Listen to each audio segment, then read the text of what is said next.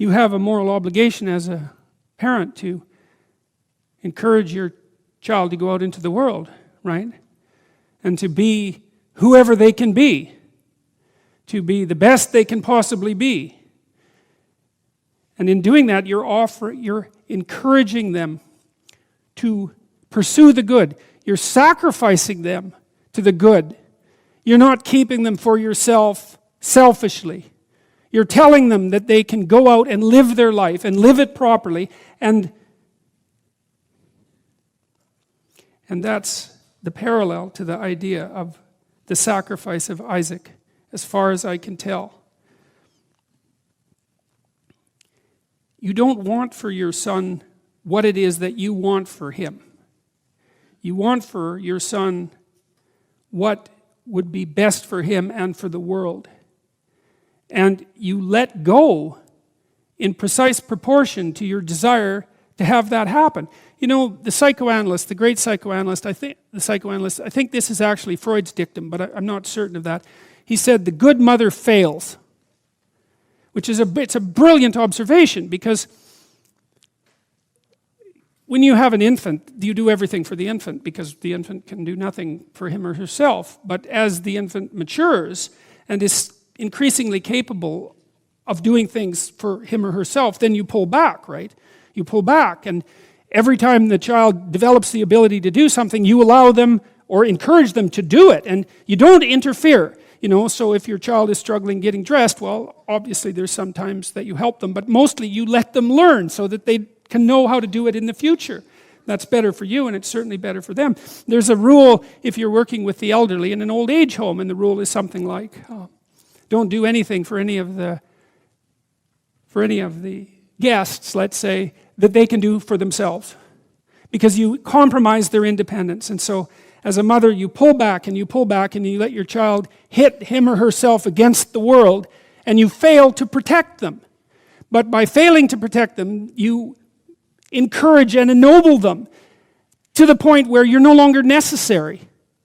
Now, they may still want to see you, and it would be wonderful if that was the case, but the point is that you're supposed to remove yourself from the equation by encouraging your child to be the best possible person that person can be. And you sacrifice your desires, all of your desires to that, your personal desires, even your desires for your child in relationship to you. Because you want them to move forward into the world as a light, right? As a light on a hill. That's what you want, if you have any sense. And so you don't get to keep your children at home because you need them. Now, I'm talking generally, obviously, and there are circumstances under which families make their own idiosyncratic decisions, and I'm not trying to damn everyone with a casual gesture, you know, but the point is still strong, that the good father is precisely someone who is willing to sacrifice his child to the ultimate good. That's dramatized in this story, you know, and it's brutal. But the world is a brutal place, and much wisdom comes out of catastrophe. And this is an indication of how much catastrophe our ancestors had to plow through, had to work through, in order to generate the substructure for the conceptions of freedom even that we have today, for freedom and the good. And that's how the story appears to me. Conceptualize a future that we want, to let go of the things that are stopping us from moving forward, and to free ourselves from the chains of our original preconceptions. And that's laid out in these old stories as the optimal pathway of being. And there's a philosopher of science named Karl Popper, a very sensible and down-to-earth person, who was talking about thinking and its nature, and he was thought about thinking in a Darwinian fashion. He said, the purpose of thinking is to let your thoughts die instead of you. It's a brilliant notion, and so the idea is something like, you can conjure up a representation.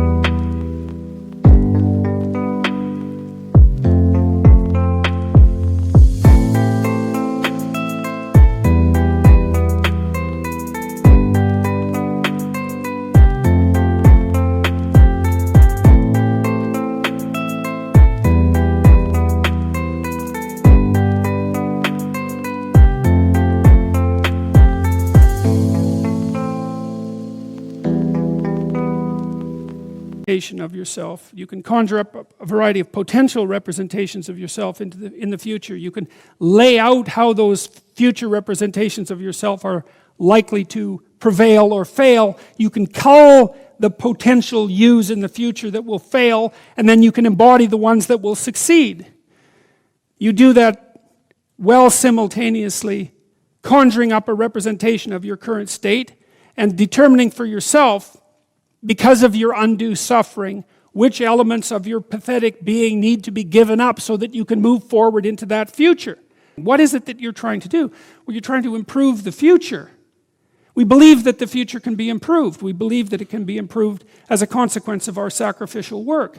And so, once again, what are the limitations? What are the limits to that? What are the necessary limits to that? I would say we don't know. I would say as well that that's actually something that the entire corpus of biblical stories is trying desperately to articulate, to figure out and articulate, right? We conjured up this remarkable idea. The future exists. We can see it even though it's only potential. We can adjust our behavior in the present in order to maximize our probability of success in the future. How best to do that?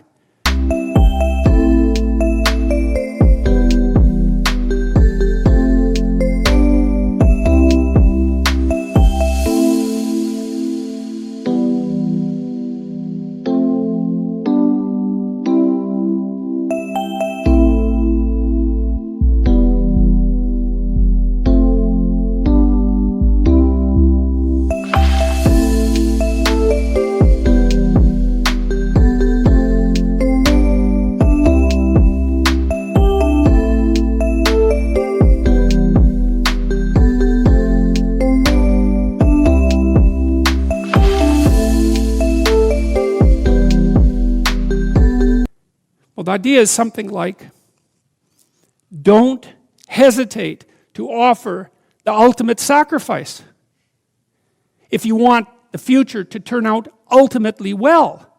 Now, obviously, that idea is clothed in metaphysical speculation and religious imagery, but it still remains an intensely practical issue, right?